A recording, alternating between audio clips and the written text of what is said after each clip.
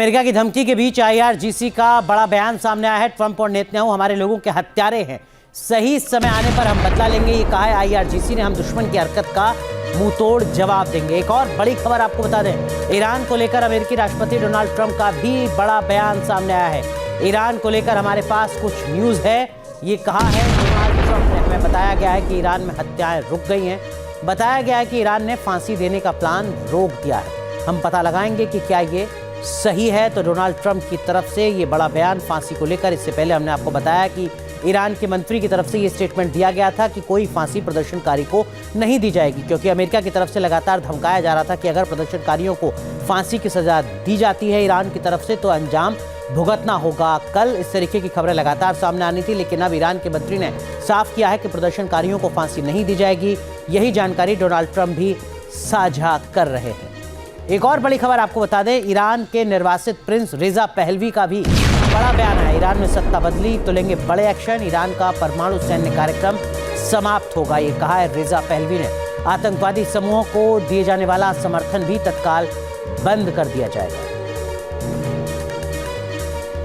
तो रेजा Pahlavi Iran के निर्वासित प्रिंस कह रहे हैं कि अगर वो सत्ता में आते हैं तो जो परमाणु कार्यक्रम है उसको खत्म किया जाएगा ईरान में। जिम्मेदारी संभालते ही साथ हूती, हमास और हिजबुल्लाह जैसे आतंकी समूहों को जो समर्थन ईरान की तरफ से लगातार दिया जाता रहा है उसको भी तत्काल बंद करेंगे रेजा पहलवी, अगर वो सत्ता में वापसी कर पाते हैं तो।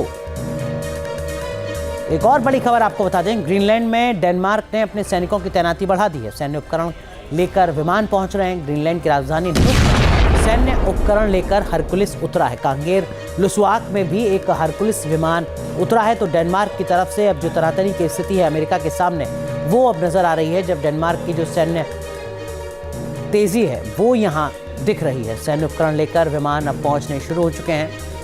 सवाल यही कि क्या ग्रीनलैंड से तीसरे वर्ल्ड वॉर की चिंगारी भड़केगी? दुनिया ये सवाल पूछ रही है, क्योंकि अमेरिकी राष्ट्रपति ट्रंप ने साफ कह दिया है कि वो ग्रीनलैंड पर किसी भी हालत में कब्जा चाहते हैं। उधर डेनमार्क ने भी साफ कर दिया है कि वो अमेरिका के आगे नहीं झुकेगा। तो क्या ट्रंप की जिद से नाटो के अंदर ही नई जंग शुरू होने वाली है?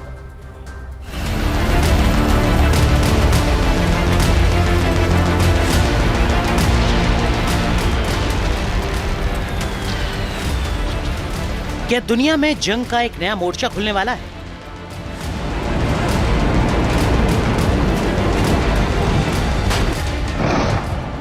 क्या ग्रीनलैंड वॉर का रेड जोन बन सकता है?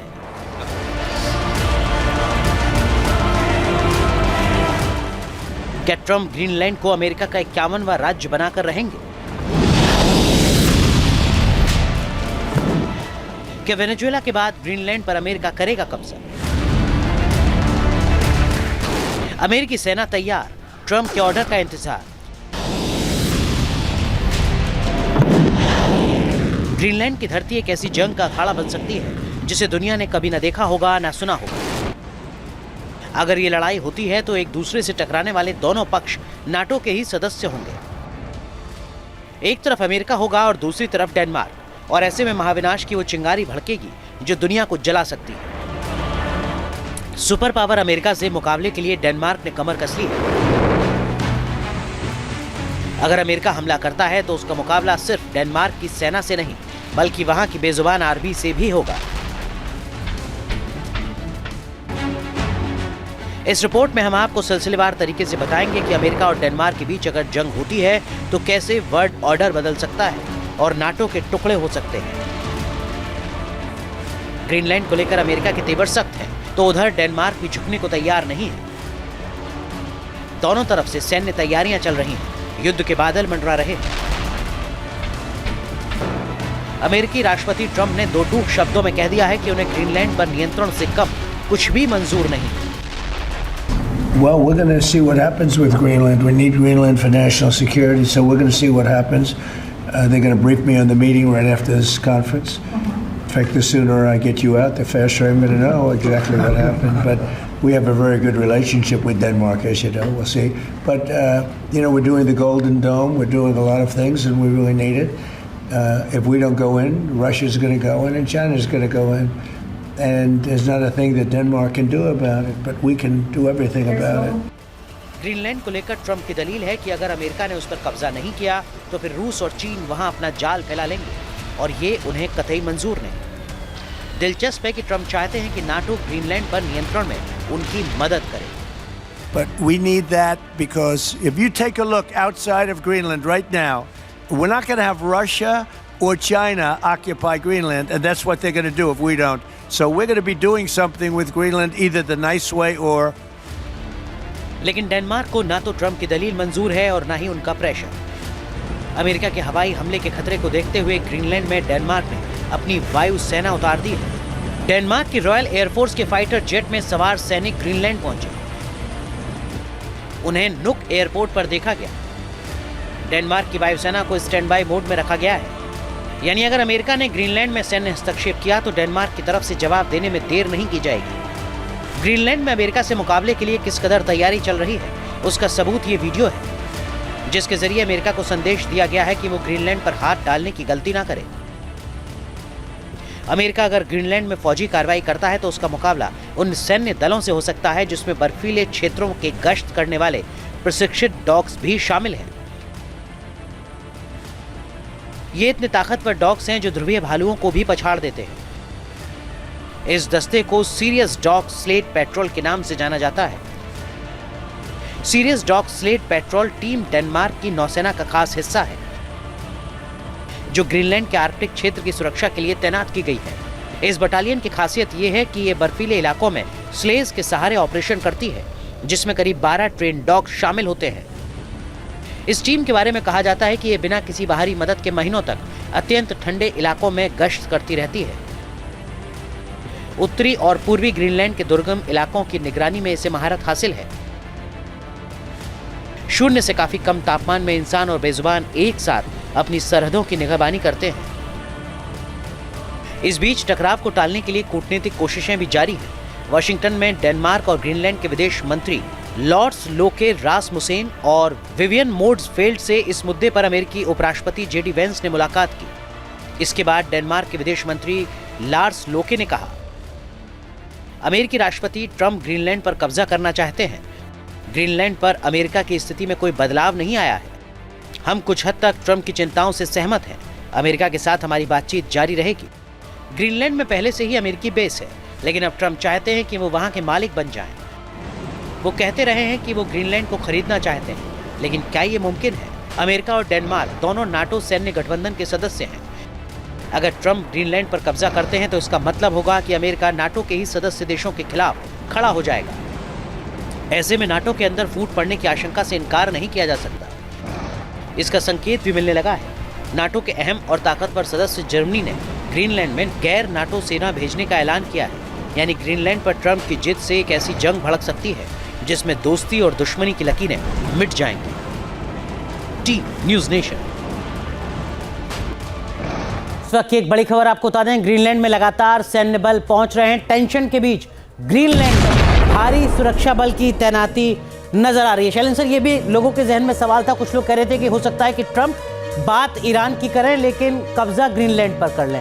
क्या ऐसी कोई संभावना आपको नजर आती है इस घटनाक्रम में? नहीं, देखिए, जब हम बात करते हैं ग्रीनलैंड से रिलेटेड, हमको ये ज़रूर देखना चाहिए कि ट्रंप कर क्या रहे हैं। ग्रीनलैंड डेनमार्क का पार्ट है। डेनमार्क आपका नेटो का एलाय है। इसका मतलब ये हो गया आज के बाद आप नेटो के किसी भी कंट्री को ऑक्यूपाई कर सकते हैं। बिल्कुल। आप कनाडा के लिए भी ऐसा ही कुछ बोल रहे हैं कि we want to take include that as their 51st state वगैरह वगैरह। और वहाँ जर्मनी कह रहा है कि हम अपनी अलग से सेना भेज देंगे अगर ट्रंप भेजते हैं अपनी फौज तो डेनमार्क। देखिए, उससे भी ज़्यादा बड़ी बात यह है कि इसका मतलब आज के बाद नेटो का कोई वर्चस्व रहा ही नहीं, क्योंकि यूएस उसको ऑक्यूपाई कर सकता है। मैं उससे एक स्टेप और आगे जाता हूँ जी। मुझे ये बताइए, जब बात हो रही है जंग होगी, किसके बीच में जंग होगी? You think Denmark will fight US? आपको लगता है कि नेटो विल फाइट यूएस या यूरोपियन यूनियन विल फाइट? ये सारे के सारे स्टेटमेंट दे रहे हैं कि नहीं जी, नहीं होना चाहिए, नहीं होना चाहिए, नहीं होना चाहिए। लेकिन जब हो जाता है तो उसके बाद सिर्फ यही बोलते हैं कि we condemn, we don't they criticise. आगे बात बढ़ती नहीं है। मुझे ये बताइए, यूरोपियन यूनियन और नेटो की कंट्रीज अगर ग्रीनलैंड और डेनमार्क का वर्चस्व गिराने से रुकवा नहीं पा रही तो आपका नेटो है किस काम का? That means NATO is USA, USA is NATO. ठीक बात है। डॉक्टर अपराजिता, आप सहमत हैं इस बात से कि ये जो बार बार ग्रीनलैंड को लेकर बात कर रहे हैं डोनाल्ड ट्रंप, ये दरअसल में नाटो की क्रेडिबिलिटी को जीरो कर रहे हैं और कर चुके हैं, अब कोई मतलब नहीं रह गया उसका। एब्सोल्युटली, आई फील कि नेटो ने खुद भी बोला कि अगर ग्रीनलैंड पे अटैक होता है तो नेटो यूएस के खिलाफ लड़ेगा, जो कि मतलब एग्जिस्टेंशियल एक क्वेश्चन आ जाता है नेटो पे। और भी ज्यादा इम्पोर्टेंट है एक चीज जो आई थिंक हम बात नहीं कर रहे हैं जिस चीज की, कि ग्रीनलैंड पे यूएस बात कर रहा है कब्जा करने की, it is because of the potential oil in Arctic.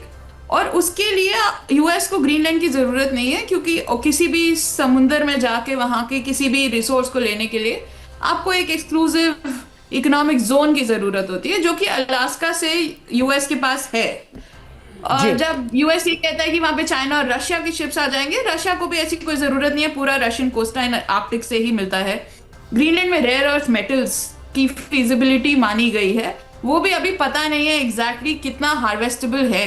तो ये बहुत ही ज्यादा बड़ा मुझे एक डिस्ट्रैक्शन टैक्टिक लगता है। ये काफी कुछ ट्रम्प एक इरैशनल तरीके के बिहेवियर दिखाते हैं। कभी वो ट्रूडो को कहते थे कि he is the governor of the 51st state, now he is talking about Greenland. And European union sadly उनके पास अभी इतने मिलिट्री कैपेबिलिटीज और इतना ज्यादा पैसा उन्होंने अपनी आर्मी में लगाया नहीं है कि इंडिविजुअली जाके। लेकिन नाटो और अमेरिका अगर आमने सामने आ जाते हैं तो रूस यूक्रेन की स्थिति को आप शैलेंद्र सर किस तरीके से आते हैं? बट मैं तो यही की क्या सिचुएशन? मैं देखिए, मैं जो कहने की समझाने की कोशिश कर रहा हूं वो ये कर रहा हूं, लड़ेगा कौन? कोई नहीं लड़ेगा। कोई नहीं लड़ेगा, ठीक बात। अगर ग्रीनलैंड को कल वो ले लेते हैं ना तो भी कोई नहीं लड़ेगा। मैं मान सकता हूं जब बात चलती है कि चलिए जी वो बोल रहे हैं ट्रम्प साहब के China and Russia will come, तो इसका मतलब ये हो गया कि कल पीओके मैं ले लूंगा, किसी के कोई ऑब्जेक्शन नहीं होना चाहिए, क्योंकि पीओके हमारा है तो हमें लेना अलाउड होना चाहिए। सक्शमाम वैली जहां पर पाकिस्तान चाइना को दे रहा है वो भी मुझे ले लेना चाहिए। ये सेम एनोलॉजी क्यों? क्योंकि भैया वो लोग आ जाएंगे। बिल्कुल ठीक। देखिए मुझे बताइए आप एक बात, कि आप अगर इसी तरह ढूंढते रहे कहां कहां रशिया और चाइना आ जाएगा, तो आप मुझे एक कंट्री बताइए पूरी दुनिया का जहां पर वो नहीं आ सकता। ठीक बात है। ईरान में अमेरिका की दखल बढ़े, इसके पीछे भी एक वजह यही बताई जा रही है कि मिडिल ईस्ट में चीन और रूस की जो एंट्री है उसको रोका जाए। बहुत बहुत शुक्रिया शैलेंद्र सर आपका जुड़ने के लिए, बहुत बहुत शुक्रिया डॉक्टर अपराजिता आपका भी जुड़ने के लिए, और इस वक्त की बड़ी खबरों का मतलब क्या है ये समझाने के लिए। वक्त एक छोटे से ब्रेक का है।